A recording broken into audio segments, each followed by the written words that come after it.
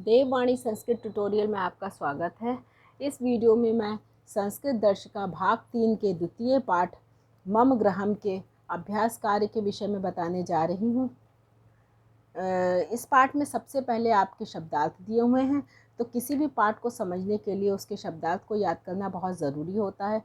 तो आशा करती हूँ कि आप इन शब्दार्थ को अच्छे से याद कर लेंगे। अब लिखित अभ्यास की तरफ बढ़ते हैं।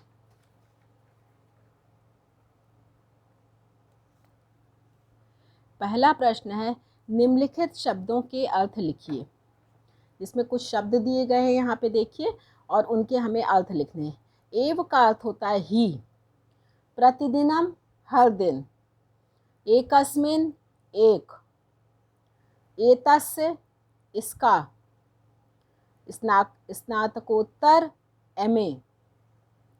अब द्वितीय प्रश्न देखिए, संस्कृत में उत्तर दीजिए। भवान कह। ये सारे प्रश्न आपके पाठ के ऊपर आधारित हैं, तो आपको वहीं से उत्तर मिल जाएंगे। भवान कह अहम रमेशः अस्मि। भवता गृहे कति जनाः सन्ति। नेक्स्ट क्वेश्चन है, भवता गृहे कति जनाः सन्ति।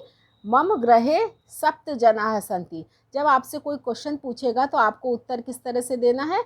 वो आपसे पूछेगा कि आपके घर में कितने लोग हैं, तो आप कहेंगे मेरे घर में। तो यहाँ पर मम का प्रयोग करेंगे कि मेरे घर में 7 लोग हैं, तो आप कहोगे मम गृहे 7 जनाः सन्ति। तीसरा प्रश्न है, भ्राता नाम किम। भाई का क्या नाम है। भ्राता नाम विनोदः। भाई का नाम विनोद है। चौथा प्रश्न है, विनोदः कस्याम कक्षायाम पठति। विनोद किस कक्षा में पढ़ता है। विनोदः स्नातक तृतीय वर्षस्य कक्षायाम पठति। विनोद स्नातक के 3री वर्ष की कक्षा में पढ़ता है। अब प्रश्न नंबर 3 पर आते हैं। रिक्त स्थानों की पूर्ति कीजिए। यहाँ पर आपके पाठ से कुछ वाक्य लिए गए हैं। उन वाक्यों में एक एक रिक्त स्थान है, जिसमें आपको एक शब्द भरना है। मम गृहस्य एषः एव प्रमुखः अस्ति। मेरे घर के ये ही प्रमुख हैं। एषा प्रतिदिनम सुभोजनम पचति। यहाँ पर क्या लिखेंगे, प्रतिदिनम सुभोजनम पचति। अच्छा भोजन पकाती हैं।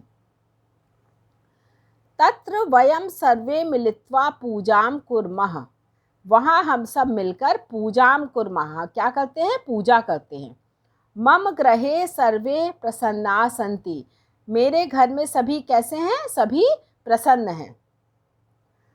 अब अगले प्रश्न में कुछ वाक्य दिए हैं संस्कृत में, उनको आपको हिंदी में अनुवाद करके लिखना है। एषः मम जनकः। तो पहला है एषः मम जनकः, ये मेरे पिता हैं। दूसरा वाक्य है एषः संस्कृत भाषां पाठयति। यह संस्कृत भाषा पढ़ाते हैं। ठीक है। तीसरा है एषा मम भ्रातजाया।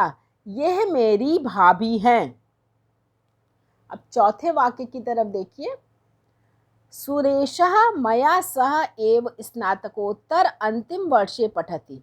सुरेश मया सह, मेरे साथ एव ही स्नातकोत्तर की अंतिम वर्ष में पढ़ता है। सुरेश मेरे साथ ही स्नातकोत्तर आखिरी वर्ष में पढ़ता है। अब आगे के देखिए, एक वाक्य रह गया है, इसमें देखिए क्या लिखा हुआ है। तत्र वयम क्रीडामः। वहाँ हम सब खेलते हैं। ये आखिरी वाक्य था। अब जो वाक्य दिए गए हैं वो हिंदी में दिए गए हैं। इस प्रश्न में आपको उसको संस्कृत में अनुवाद करना है। यह मेरा घर है। एतत् मम गृहम् अस्ति। दूसरा वाक्य है, मेरे घर में 7 सदस्य हैं। मम गृहे 7 सदस्याः सन्ति। तीसरा वाक्य है, यह मेरी माता हैं। एषा, यह का होगा एषा, मेरी, मम, माता माने जननी है, अस्ति। एषा मम जननी अस्ति। घा देखिए, इसका नाम रमेश है। एतस्य, इसका कहेंगे एतस्य नाम राजेशः अस्ति। लास्ट है, वो पूजा घर है। तत्, वो को कहेंगे तत्, पूजा घर, पूजा गृहम है, अस्ति। वो पूजा घर है, तत् पूजागृहम अस्ति। अब आखिरी प्रश्न को देखिए। आखिरी प्रश्न है, दिए गए पदों के विभक्ति और वचन लिखिए। यहाँ पर कुछ शब्द दिए गए हैं, उनको आपको विभक्ति और वचन में बताना है कि क्या उसकी विभक्ति है और क्या वचन है। पहला शब्द है मम, षष्ठी विभक्ति एक वचन। ग्रहम प्रथमा विभक्ति एक वचन। ग्रहम, ग्रहे, ग्रहाणि, इस तरह से चलते हैं तो ग्रहम प्रथमा विभक्ति का एक वचन है। एतस्य षष्ठी विभक्ति एक वचन। एकस्मिन् सप्तमी विभक्ति एक वचन। और आखिरी है मया, तृतीया विभक्ति एक वचन। तो यहाँ पर आपके पाठ के सभी अभ्यास कार्य समाप्त हो जाते हैं। तो आशा करती हूँ कि आपको ये सारे अभ्यास कार्य अच्छे से समझ में आ गए होंगे। तो अगर आपको आगे के पाठों का भी अनुवाद और अभ्यास कार्य चाहिए तो मेरे चैनल को सब्सक्राइब करिए, ताकि आपको मेरे वीडियो अपलोड करते ही पता चल जाए कि कौन से पाठ का अभ्यास नया आया है। तो अगले वीडियो तक धन्यवाद।